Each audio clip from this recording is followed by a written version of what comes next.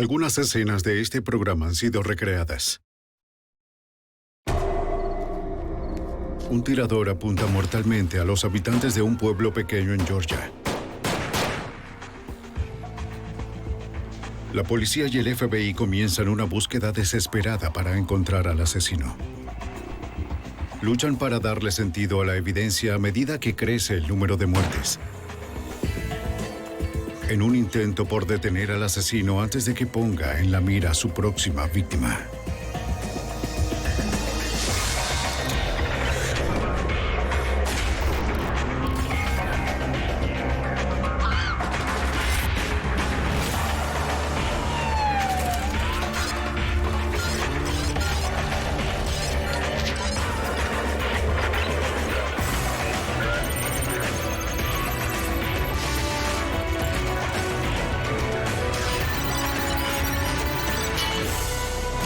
Los archivos del FBI.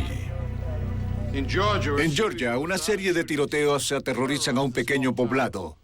2 personas son asesinadas. Otras 2 son heridas de gravedad. Al principio, los tiroteos parecían dirigidos, luego aleatorios. Soy Jane Castron, exdirector del FBI en Nueva York.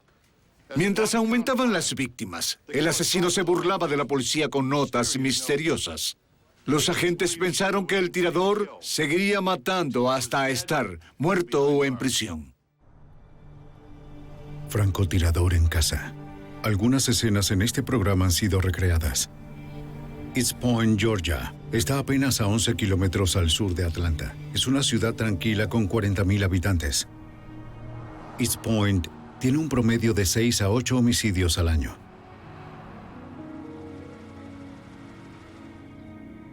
1 de marzo de 2001. Un hombre está preocupado por su madre. Llega a su casa para confirmar que está bien. Es su costumbre hablar diariamente con su madre, pero ese día no respondía a sus llamadas. Entonces ve algo que no encaja y que lo lleva al vehículo de su madre. ¡Mamá! Hace un descubrimiento terrible. ¡Oh, Dios! ¡Mamá!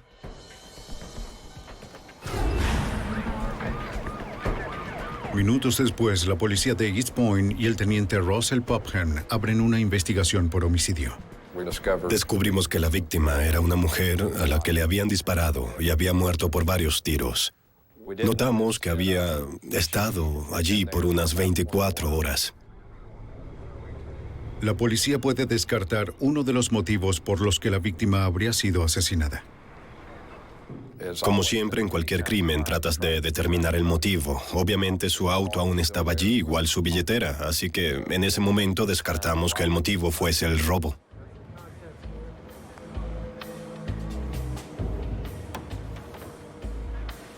Los detectives identifican a la víctima como Pamela Clark. También encuentran una placa. John, revisa. La víctima era una oficial de libertad condicional en el estado de Georgia. Trabajaba para el Departamento de Instituciones Penitenciarias. Como tenían pocos recursos de investigación, la policía de East Point le pide al FBI y a la Oficina de Investigación de Georgia que los apoye en la escena del crimen. El agente especial del FBI, Pete McFarland, es parte de una fuerza de trabajo para asistir a la policía local con análisis forense. Muchas policías locales no cuentan con equipo como luz UV. Procesamos autos para encontrar huellas digitales latentes. Lo mismo hacemos con los artículos que recogemos en la escena del crimen. El agente especial del FBI, Pete McFarland, encuentra indicios de que la víctima fue casi tiroteada a quemarropa. Pero se podía ver el lugar donde la persona había disparado a través de la ventana y el vidrio y había atravesado la cara de la víctima, así que fue muy cerca. Podría decir que fue una ejecución. El asesino fue tan brutal como cuidadoso. El detective de la policía de East Point, Bobby Gray, no encuentra ningún casquillo de bala en la escena a pesar de que hubo múltiples disparos. La ausencia de casquillos implica que hubo un revólver. Hasta que no probemos lo contrario, vamos a asumir o que la persona los recogió o que usaba un revólver. La policía creía que se trataba de un homicidio premeditado por la falta de evidencia. No había huellas en la escena del crimen. Todo era muy estéril. Los detectives querían averiguar quién querría ver muerta a Pamela Clark. Buscando respuestas, acuden a su hijo. Hablaba con su madre todos los días, pero ella parecía feliz y nunca mencionó problemas con los expresidiarios.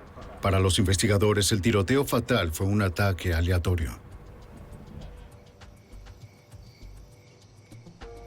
Esa noche, los detectives van puerta a puerta por el vecindario. Buscan a cualquiera que haya visto algo sospechoso en las últimas 24 horas. Soy el teniente Popham con la policía de East Point. Hablamos con los residentes para investigar todo. Encuentran un solo testigo. Él estaba en las sombras. Sin embargo... La noche anterior, ella había oído algo que podría haber sido disparos. Luego vio a alguien alejándose sin prisa. ¿Recuerda qué hora era? como a las 8. La testigo dijo que vio a un hombre de 1,80 m. Estaba como a 36 metros de distancia, así que solo pudo decir que tenía pelo corto y que medía cerca de 1,80 m y que era de contextura promedio. No había mucha iluminación, eso era todo lo que sabía. Si tiene algo más que decirme o recuerda algo, llámeme. Desafortunadamente, la testigo no está segura de reconocer al hombre si lo ve de nuevo. Tiene 3 heridas de bala. La médico forense confirma varios hallazgos que los investigadores vieron en la escena del crimen. Pamela Clark fue asesinada 24 horas antes de que su cuerpo fuese descubierto. De esta dirección, voy a remover la bala. Entiendo. La médico forense encuentra 4 heridas de bala, 3 hacia el lado izquierdo del torso y una en la región de la axila derecha. La cercana ubicación de las 3 heridas es consistente con la teoría de la policía de que el asesino disparó desde muy cerca. La policía consigue sus primeras pistas sobre el arma asesina cuando la forense retira 3 balas calibre .40 del cuerpo. Aunque se recuperan 3 balas, la víctima tiene 4 heridas de bala. Revisen todo esto, aquí abajo. Los investigadores recuperan la 4ª bala del asiento del copiloto del auto de la víctima. También es calibre .40. Los agentes se percatan de que el auto está repleto de correo promocional, recibos y otras cartas. El hijo de la víctima dice que su madre revisaba su correo en el auto después de recogerlo de su buzón. Los agentes también notaron otros artículos. Pensé que pudo haber tenido niños en su auto, porque también había varios envoltorios. Basados en la evidencia recuperada en el auto, la autopsia y entrevista con testigos, los detectives arman un escenario de crimen que revela a un agresor implacable y calculador. Los investigadores sospechan que el asesino esperó a que Pamela Clark llegara a su casa la noche del 28 de febrero de 2001, como a las 7:30 de la noche. Parecía que estaba familiarizado con la rutina de su víctima cuando volvía a casa del trabajo. Tenía un blanco cautivo mientras revisaba su correo. Los detectives creen que el asesino recogió todos los casquillos calibre .40 o los reservó de otra forma mientras disparaba. Luego dejó que Pamela Clark muriera. La policía tiene una teoría de cómo fue asesinada, pero no tienen sospechosos y hay un asesino suelto. Tenemos una historia policial extrema. Tenemos las balas, tenemos el vehículo y tenemos un cuerpo. Pero eso es todo. Con tan poco para seguir, será difícil hacer justicia en el caso de la oficial penitenciaria. La policía de East Point y el FBI tienen a un asesino suelto, un homicida que asesinó a la oficial penitenciaria Pamela Clark. No tienen pistas ni sospechosos. Solo saben que el asesino se le acercó mientras estaba dentro de su auto y luego le disparó 4 veces a quemarropa con un revólver calibre .40.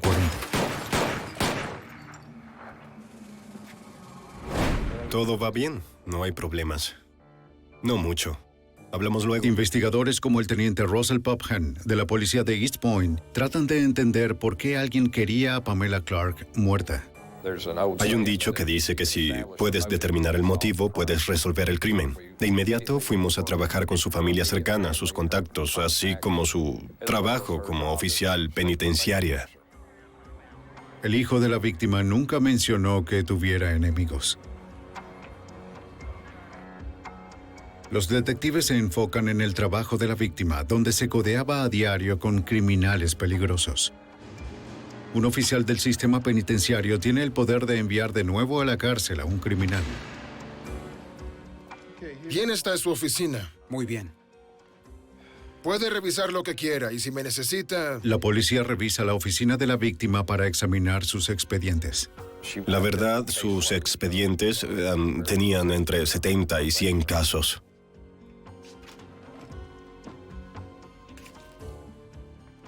Revisamos si había alguien en su lista de casos al que podría estar a punto de revocar la libertad condicional. Llevó como unos 15 días revisar la lista. Los detectives interrogaron a cada expresidiario para determinar dónde se encontraban la noche del crimen. ¿Sí? Oye, amigo, me gustaría hablar contigo. ¿Sobre qué? ¿Conoces a la señora Clark? Es tu oficial de libertad condicional. Sí. ¿Sabes qué le ocurrió? No. La mayoría se entristeció con su asesinato. ¿Asesinaron? ¿Dónde estabas el día que la mataron? Ella era como una madre para mí y todo. Quiero decir que... Lo que averiguamos tras entrevistar a sus casos fue que era muy querida, una persona muy justa, casi una figura maternal. Y eso lo dijeron varias personas que habían cometido crímenes violentos y que la apreciaban como oficial penitenciario. No deje la ciudad. No voy a salir de la ciudad. Y voy a regresar para que hablemos un poco más. ¿Está bien? No hay problema.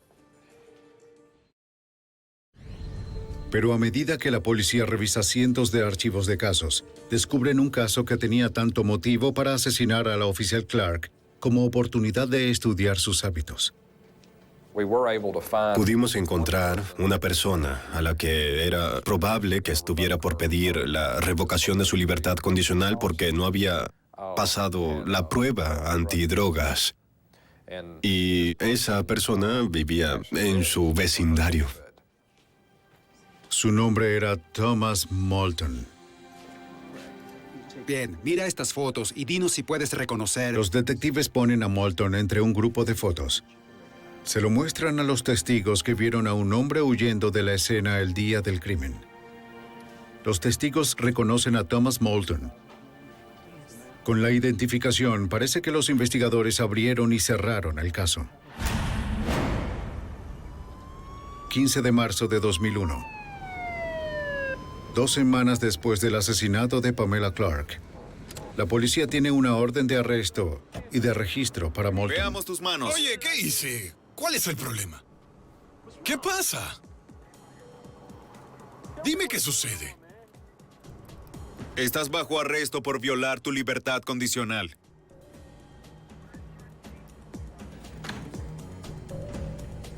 Durante la revisión de la casa de Moulton, los investigadores descubren una prenda parecida a la que un testigo vio la noche del asesinato. Esto se parece a la descripción. Sí parece, Sí. ¿verdad? Me imagino que eso es todo. La policía hace un descubrimiento perturbador. Tenía una caja de balas 9 milímetros en su habitación y, aunque sabíamos que las rondas usadas era calibre 40, esto mostraba que este expresidiario tenía balas, aunque no debía. Esto nos alarmó, la verdad, mucho nos alarmó. Bien, veamos qué tenemos. Revisa eso. ¿Qué tenemos aquí? Había mucho por hacer para probar o descartar si esta persona era responsable. No. Thomas Moulton se somete al polígrafo sin un abogado presente. ¿Asesinó a Pamela Clark? No. En el interrogatorio, Moulton niega estar involucrado en el homicidio de Clark.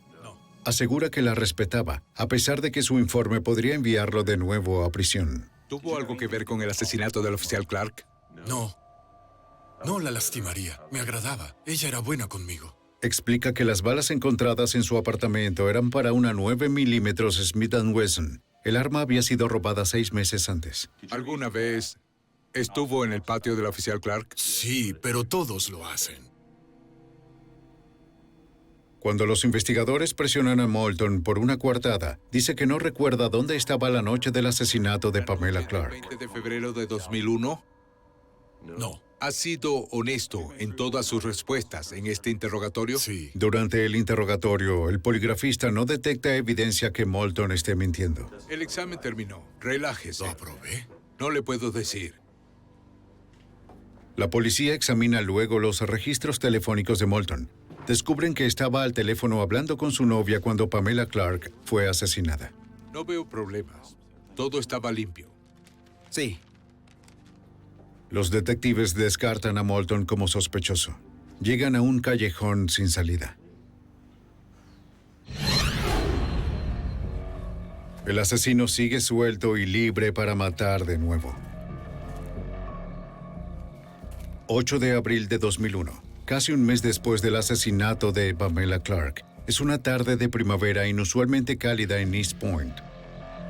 Era una noche con casi 21 grados de temperatura, así que mucha gente disfrutaba los primeros días primaverales con sus puertas y ventanas abiertas. A pocos kilómetros del hogar de Pamela Clark, un jubilado de nombre Chuck Broiler escucha que alguien se acerca. ¿Quién anda ahí? ¿Quién anda ahí? ¿Quién está?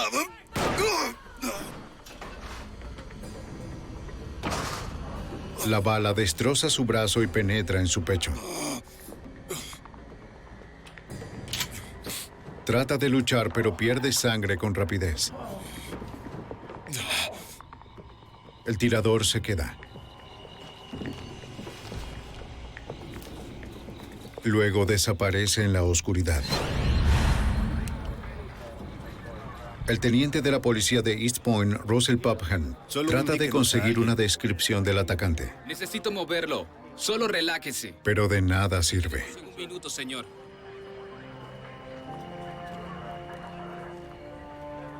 No pudo decir si era hombre o mujer, su raza, nada. Y le preguntamos, ¿quién pudo haberle hecho esto? ¿Le pidieron algo? ¿Trataron de robarle o algo así? Y dijo, no, solo fue a la puerta y me dispararon a través de ella.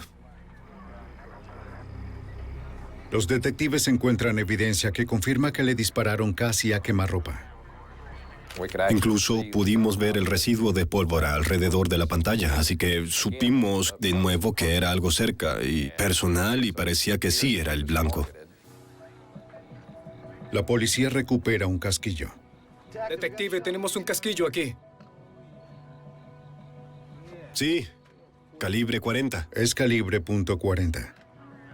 Luego los detectives encuentran una pista inusual dejada deliberadamente por el tirador. Era una nota de amenaza que decía, fui encerrado por 6 semanas, alguien debe pagar. Al reverso, la nota está firmada con resaltador amarillo. El tirador firma Jack. Mientras la policía de East Point trata de descifrar la nota, no se imaginan que habrá más violencia a unos pocos kilómetros.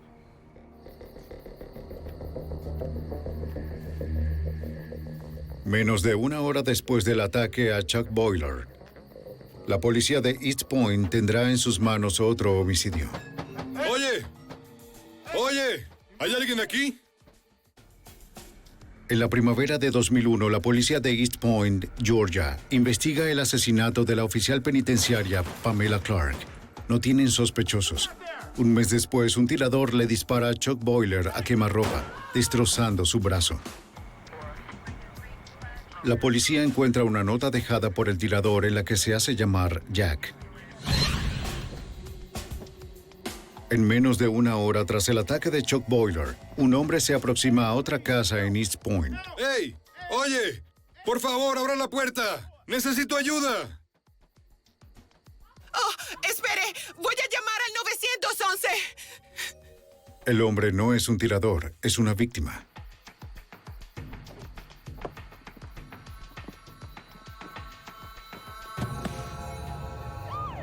Los servicios de emergencia de East Point acuden a su segundo tiroteo de la noche. La policía averigua que la víctima se llama Andrew Wilson, un conserje de un hospital local. A las pocas horas, Wilson fallece por disparos en su espalda. La policía necesita saber qué fue lo que sucedió. Entremos. Encuentran respuestas en la calle. Un vehículo abandonado sin nadie en su interior. La policía revisa las matrículas y averiguan que el auto pertenece a la víctima. Los investigadores encuentran impactos de bala en el auto que indican que Wilson fue baleado mientras pasaba el cruce. Es probable que el disparo fatal pasara a través de la ventanilla trasera del lado del conductor, atravesara el asiento del copiloto e impactara en la espalda de la víctima. Los detectives creen que después de ser baleado, Wilson salió de su auto y desesperadamente buscó ayuda en el vecindario. ¡Hola! ¡Necesito ayuda, Voy a llamar al 911.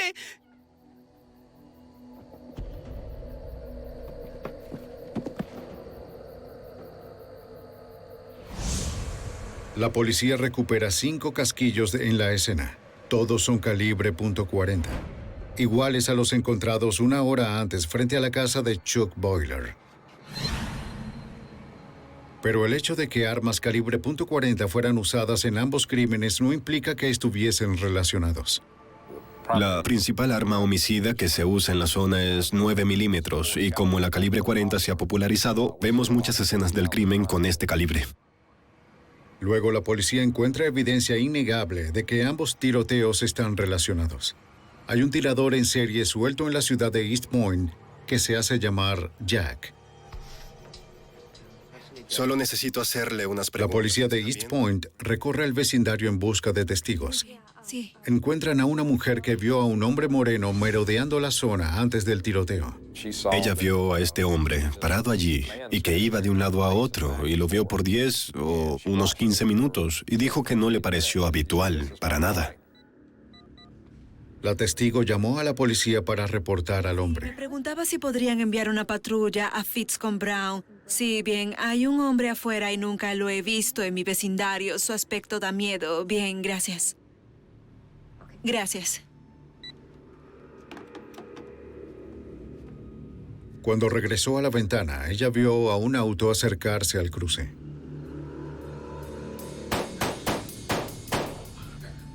Nunca le vio el rostro al hombre, pero sí pudo ver bien el vehículo. Ve un auto americano último modelo. Fue muy firme en los detalles y algo que nos hizo creerle de verdad es que ella sabía qué tipo de automóvil era. La testigo no pudo ver la matrícula del vehículo. Sí, lo hizo muy bien, la verdad. Muy bien. Si recuerda algún detalle adicional, bien, ¿me podría, Sí, por favor, claro. hacer una llamada?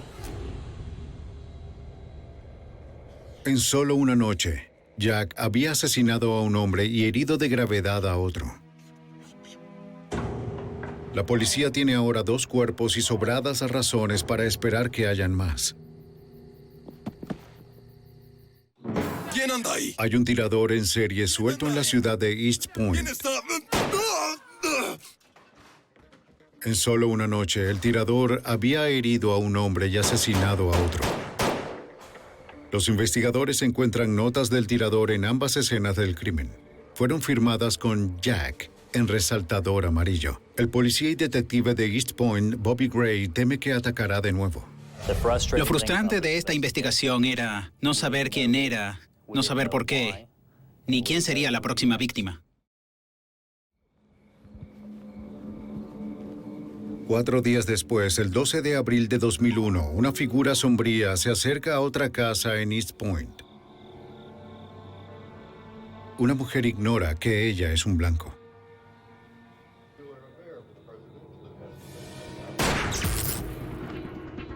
No escucha el disparo. El televisor es su única pista de que algo anda mal. Entonces divisa un agujero de bala y llama al 911. Bien, le enviaremos a alguien, gracias. La policía de East Point responde al tiroteo más reciente. Los detectives creen que el tirador le apuntó a la mujer y le dio al televisor por error. Tiene suerte de estar viva. ¿Escuchó algo antes del disparo? No, estaba sentada viendo televisión y recuerdo estar hojeando la revista y eso es todo lo que recuerdo. ¿Estás segura? Sí, lo estoy. Bien. Si el televisor no hubiese estado frente a la ventana, la persona frente al televisor estaría muerta. La bala entró por la ventana, atravesó la pantalla a través de la parte de atrás de la TV y por fortuna quedó atascada dentro del aparato. Los investigadores descubren la escalofriante nota que apoya su teoría y amenaza a muchas más víctimas. Dice, vayan contando sus bolsas de cadáveres. Sabíamos que esta persona no se detendría. Tendríamos más víctimas. No era cosa de si volvería a ocurrir, sino de cuándo y cuántos. La policía no dudaba de que quien fuera el tirador era el asesino que se hacía llamar Jack. Horas más tarde, técnicos en escenas del crimen recuperan una bala del televisor de la mujer. Es calibre .40, consistente con el modus operandi de Jack. Detectives de East Point necesitan detener a Jack antes de que cumpla su amenaza de llenar más bolsas de cadáveres. Piden apoyo a otras agencias policiales y al FBI. El agente especial del FBI, Pete McFarlane, examina la evidencia.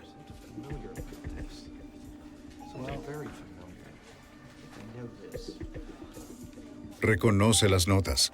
Encontró una cuando procesó el auto de la oficial penitenciaria Pamela Clark. Al principio pensó que era solo garabatos de un niño.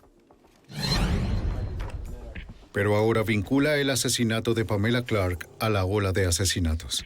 Esto es, sabía que ya había visto esto. Caballeros, vean lo que tenemos. Eureka. Esa es la palabra que quería usar. Eureka. Aquí hay una conexión. Cuando comienzas a conectar todo, la escritura es muy similar. O la forma en bloque hecha con un resaltador. Era como si esta persona tratara de decir, bien, soy un asesino en serie. Estoy allá afuera disparándole a la gente sin ninguna razón. El parecido entre las notas apuntaba a un asesino metódico, calculador y consistente. Jack escribió cada nota en media hoja de papel blanco estándar. Jack cortó a mano cada nota, dejando bordes irregulares. Y Jack firmó cada nota con resaltador anaranjado o amarillo. Los detectives creen que una nota contiene el posible motivo. Estuve encerrado por 6 semanas por nada. Alguien debe pagar. Los investigadores revisan registros de cualquier enviado a prisión por el tiempo que dijo Jack. No encuentran sospechosos viables. Jack y su motivo real continúan siendo un misterio. Como investigadores con 4 escenas del crimen, no teníamos, la verdad, nada. No teníamos sospechoso, no teníamos a nadie.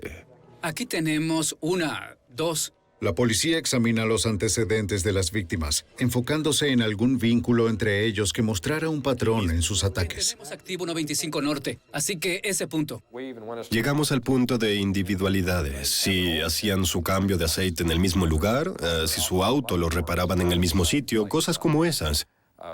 Revisamos cualquier avenida posible para conectarlos o para refutar que era aleatorio. El único vínculo que encuentran es que todas las víctimas viven en los límites de la misma ciudad. Todo estaba centrado en East Point, en lugar del tirador actuando en College Park, que está ubicado al lado de East Point, o incluso en Atlanta o en Hatfield, u otra jurisdicción cerca de East Point. Todo estaba focalizado cerca de allí. Los detectives saben que cuando el asesino ataque de nuevo, será en East Point. Cualquiera dentro de los límites de la ciudad podría ser un blanco. La policía toma medidas nunca vistas para alertar al público. Usan un sistema computarizado para discar cada teléfono en East Point. Cualquiera que atienda la llamada escucha un mensaje de alerta sobre el asesino.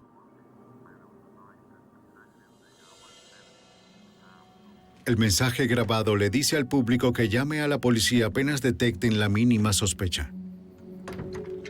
Esto pone a toda la ciudad nerviosa. La policía trabaja sin descanso, cancelando permisos y reforzando el patrullaje para atrapar a Jack antes de que ataque de nuevo. Pero van tras un tirador que asesina cuando y donde le place. En el lado este de la ciudad, nos sentíamos indefensos. Estamos para proteger a los ciudadanos de East Point y para ayudar, y es frustrante no poder saber cuándo va a ocurrir el próximo tiroteo. No sabes quién será la víctima, ni sabes por qué va a haber una víctima. Los investigadores temen estar jugando un desalentador juego de espera con Jack.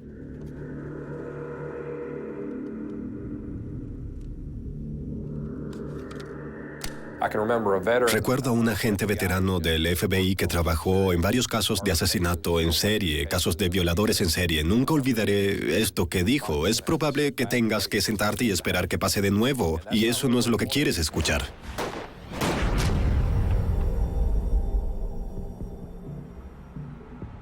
Doce días más tarde, el 24 de abril de 2001, la espera termina.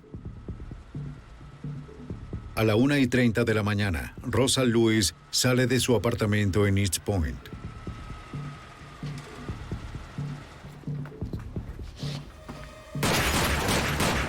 Es la quinta víctima de Jack.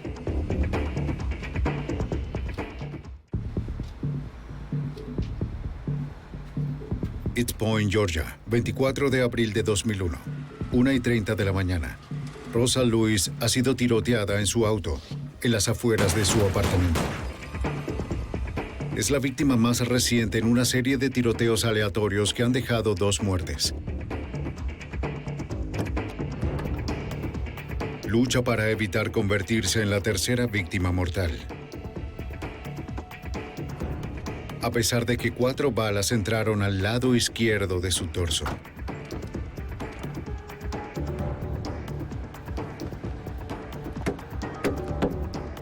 Rosa. Espera. Voy a llamar a 911. Su compañera de casa llama al 911 mientras Rosa Lewis se desmaya. La policía de East Point, el Buró de Investigaciones de Georgia y el FBI acuden de inmediato. ¿Qué tenemos aquí? ¿Cómo se encuentra? No se ve muy bien. El teniente de la policía de East Point, Russell Popham, no consigue respuestas de la víctima. No en ese momento, y es probable que nunca. Nos dijeron que no sobreviviría. Nos dijeron que estaba muy grave. Su presión arterial caía y lo más probable era que muriera. Los investigadores se enfocan en la evidencia física. De nuevo encuentran casquillos calibre .40. Esta vez eran 4. Los detectives saben que el asesino que se hace llamar Jack ha usado un arma calibre .40 en todos sus anteriores tiroteos. Los agentes encuentran otra pista en el techo de un auto que el tirador usó para apuntar a su blanco. Se podía ver dónde se había colocado a través del techo y estaba acostado sobre el techo de este vehículo, disparando hacia adentro del mismo. Se observaba la marca en B de la detonación del cañón sobre el propio auto. La conexión es que esto es muy cerca, tan cerca que no podía fallar. No es como disparar a 7 metros, a 45 metros de distancia. Esta persona estaba frente a la víctima y le estaba disparando. La policía busca la pista clave personal de Jack.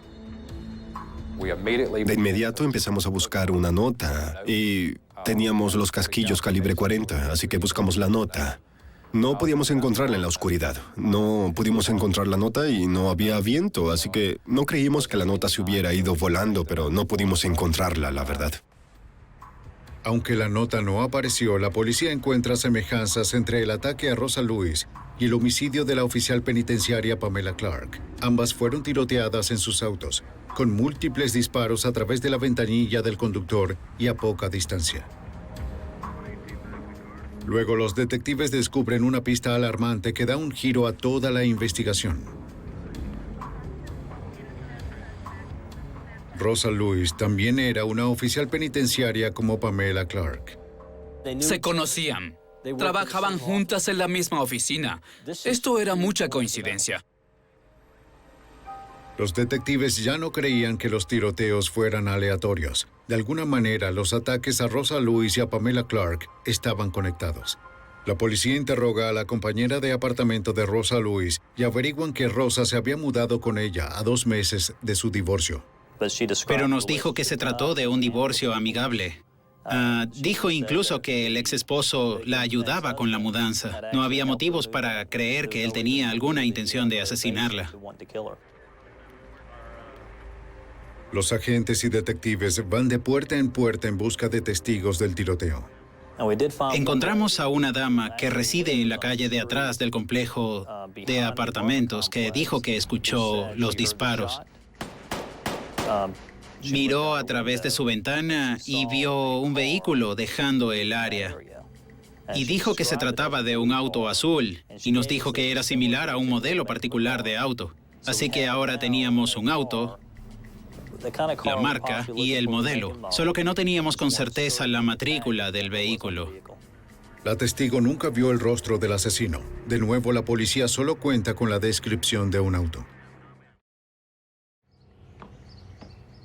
Más tarde esa mañana, la policía informa a la familia de Rosa Lewis sobre el tiroteo, incluyendo a su ex esposo William Lewis.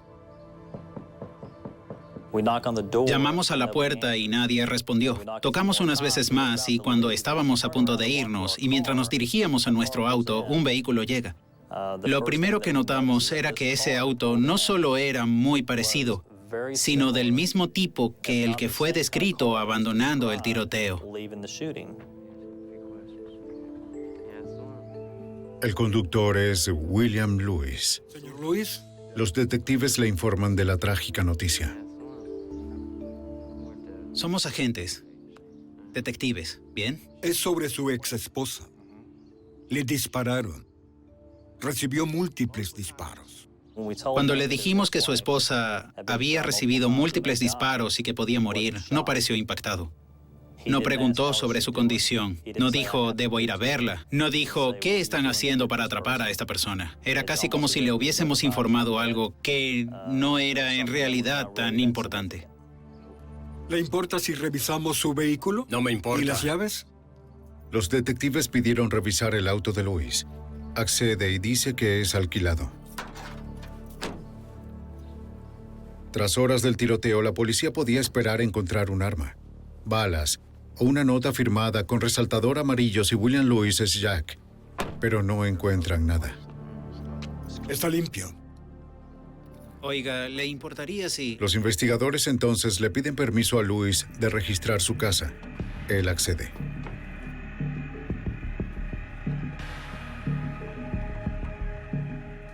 La sala está limpia, pero es solo una de muchas habitaciones.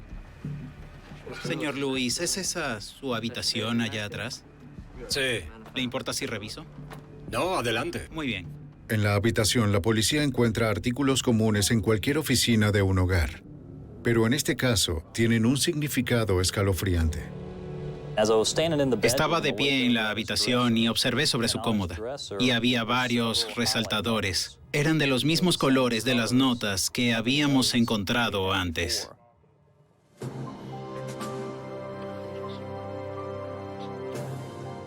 Señor Lewis, ¿le importaría acompañarnos al centro de la ciudad por un corto tiempo? En general necesitamos ir y hacer algunas preguntas adicionales. ¿Está de acuerdo? ¿Al centro? Sí. El hallazgo da pie a que los detectives le piden a Lewis que vaya con ellos para ser interrogado. Él accede. Creo que quería cooperar lo máximo posible. Nos quería convencer de que no era la persona que buscábamos. La policía no tiene forma de saber si acaban de meter en su auto a Jack o si era otro callejón sin salida. La oficial penitenciaria Rosa Lewis permanece en coma luego de recibir 4 disparos en el pecho. La policía cree que ella es la 5ª víctima de un tirador en serie que se hace llamar Jack. Los detectives encuentran evidencia circunstancial que apunta al ex esposo de la víctima, William Lewis. Pero todavía no tienen idea de por qué se hace llamar Jack o de qué provocó la matanza. Mientras Lewis es transportado a la estación policial para interrogarlo, Otros investigadores son enviados a la oficina donde su ex esposa trabajaba. Revisan su escritorio por pistas. Es la misma oficina donde la primera víctima, Pamela Clark, laboraba. Las mujeres eran buenas amigas. Los investigadores encuentran evidencia de que Rosa Lewis temía por su vida. Semanas antes de que fuera atacada, escribió una carta y la colocó en su escritorio. Decía que si cualquier cosa le ocurría, su ex esposo sería el responsable. Por la carta, el detective Bobby Gray de la policía de East Point se entera que Lewis amenazó a Rosa para evitar que se divorciara de él. Le decía cosas como, conozco a personas que te pueden hacer cosas. Yo sé cómo deshacerme de ti. Y dijo cosas como, voy a volarte la cabeza. En su carta, Rosa Lewis implica a su ex esposo en el asesinato de Pamela Clark. Pamela ayudó a Rosa con su divorcio y le recomendó un abogado de divorcios. Eso puso furioso a William Lewis. En su mente, si ella no hubiese convencido a su esposa en dejarlo, su esposa aún estaría con él. Estaba tan molesto con ella que sería la primera persona contra la cual arremetería. Pamela fue asesinada la noche después de que Rosa decidió dejar a su esposo. Durante el interrogatorio, los detectives enfrentaron a William Lewis con la nota encontrada en el escritorio de Rosa. Ha estado actuando de modo irracional en extremo. Mucha gente me ha prevenido que tenga cuidado. Y le leímos la carta en el interrogatorio y le preguntamos sobre estas amenazas y nos dijo que eran solo vacías. Dijo, esas son amenazas vacías. Son amenazas vacías. No hay nada en eso. Son vacías. Esas son todas amenazas vacías, eso es todo. Amenaza vacía, al punto de que le escribiera una carta a un abogado. Son solo palabras, eso es todo. ¿Alguna vez maltrató a su esposa? No. ¿La golpeó? No. ¿Le dio una paliza? Le preguntaron más sobre su relación con su esposa. Averiguaron que el aniversario de la boda de la pareja es el 8 de abril, el mismo día que Chuck Broiler fue atacado y Andrew Wilson fue asesinado. Teníamos la teoría de que era probable que encerrado en casa todo ese domingo, que era su aniversario de bodas, él quería estar con su esposa y creemos que se puso furioso y decidió salir y dispararle a 2 víctimas al azar. ¿Nos puede explicar esto?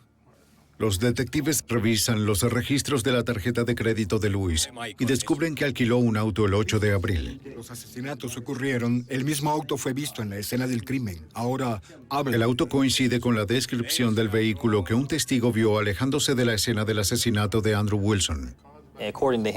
Y según dijo, a él le gustaba alquilar muchos autos. Podíamos vincularlo con 2 autos que había alquilado y que ambos habían sido vistos dejar los tiroteos. Y eso era muy importante. Ella no me vio. Durante las extenuantes 3 horas del interrogatorio, Lewis continúa engañoso y evasivo en sus respuestas. Inventa historias de expresidiarios que querían asesinar a su exesposa. Los investigadores ven a través de la cortina de humo. Señor Lewis, tiene el derecho de guardar silencio y no hacer ninguna declaración. ¿Bien? Fue como a las 5 de ese día que lo arrestamos por haberle disparado a su esposa. ¿Tiene derecho a... ¿Entiende estos derechos? Yo amo a mi esposa, ¿de acuerdo? Pero Rosa Lewis es una de las 5 personas atacadas por el tirador conocido como Jack. Si William Lewis es Jack, la policía aún tiene que probarlo. Debíamos conectarlo a esos otros incidentes. Contábamos con mucha evidencia circunstancial, pero en ese momento sentíamos que no estábamos de ninguna manera cerca de condenarlo. La buena noticia es que hay un sobreviviente, se está recuperando. Las malas... El agente especial del FBI cree que una forma de vincular a Lewis a los otros tiroteos es a través de los casquillos y las balas. No hay casquillo aquí. Esta fue la primera. Con la segunda víctima encontramos uno. Según el laboratorio, todas las balas de las escenas de los crímenes anteriores eran de la misma arma. Las balas que hirieron a la señora Lewis venían de la misma arma. Esos eran solo los casquillos. Eso es correcto.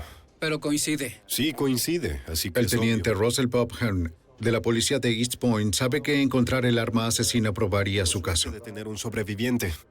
Hasta hoy no hemos encontrado el arma. Ejecutamos 8 órdenes de cateo buscando el arma y nunca la encontramos. Sigue presentándose. Tiene que haber algo. Los resaltadores... La policía incauta los resaltadores encontrados en la habitación de William Lewis. Cada escena del crimen está tratando de decirnos algo. Eso nos lleva a los marcadores que utilizó. ¿Qué hay sobre los resaltadores? Son solo como cualquier resaltador ordinario. Los encontré en la habitación de Lewis y es algo común. Así que es probable que no tengamos nada para trabajar con eso. Está bien. Pero son de una marca popular. Aunque la tinta coincida con las notas que dejó el tirador, un jurado aún tendría duda razonable. Esperen un segundo. Veamos aquí. Miren esto. Las notas por sí mismas pueden tener, sin embargo, evidencia forense. En cada nota son todas iguales, todas las mismas. Todas las rasgaduras. Los técnicos de escenas del crimen buscan huellas dactilares en las notas y solo encuentran manchas sin posibilidad de rastrear. Encuentran que algunas manchas a lo largo de los bordes rasgados no fueron hechas con dedos, sino con labios humanos. Creímos que lo que ocurrió fue que esta persona había ensalivado el pedazo de papel y lo rasgó, humedeció el papel y dejó la marca de sus labios. Al humedecer el papel sería más fácil para el tirador rasgarlo a lo largo del doblez. El tirador evitó dejar sus huellas en las notas, pero los técnicos encuentran restos de la saliva que contiene ADN. Los investigadores comparan el ADN de las notas con la muestra tomada a William Lewis. El ADN coincide. William Lewis es Jack.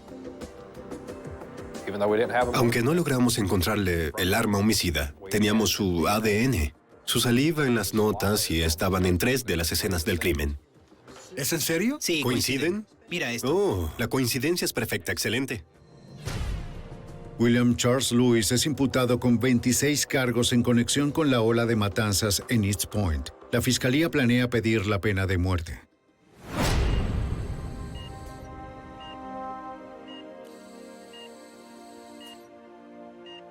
La ex esposa de William Lewis sale del coma luego de meses de hospitalización y regresa a casa.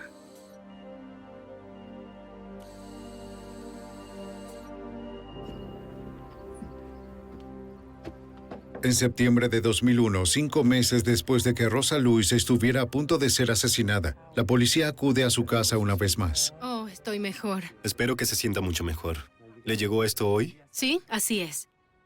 La señora Lewis me llamó y me dijo, acabo de recibir una carta, está aquí, no la he abierto. Quiero que venga y se la lleve. Fui allá donde residía y recogí la carta y la pude leer. Básicamente se trataba de una disculpa a su esposa. Por la carta, los detectives supieron de los motivos bizarros tras la ola de matanzas. Él sabía que si asesinaba a su primera víctima, que era la amiga de su esposa, eso le haría mucho daño a su esposa. La segunda, la tercera y la cuarta víctima fueron solo para despistar a la policía. ¿Y le funcionó? La carta cierra todos los 5 casos y sella el destino de William Lewis. No solo teníamos su ADN en la escena, lo cual era suficiente para condenarlo, sino que ahora teníamos una confesión sobre las razones por las que lo hizo. Con su confesión por escrito, William Lewis se declara culpable de todos los cargos. Es sentenciado a prisión de por vida, más 191 años sin posibilidad de libertad condicional. Todos discutimos alguna vez sobre si no lo hubiéramos capturado. ¿Se habría continuado con lo que empezó? Disparándole a la gente solo para alejarnos de su único propósito, que era asesinar a su esposa. ¿Saben? Despistarnos. Sospecho que es probable que hubiese seguido si no hubiese sido detenido. Solo William Lewis sabe cuántas más víctimas al azar habría asesinado para cubrir sus huellas. Los esfuerzos conjuntos de la policía de East Point, el Buró de Investigaciones de Georgia y el FBI se aseguraron que nunca tuviera la oportunidad de asesinar de nuevo.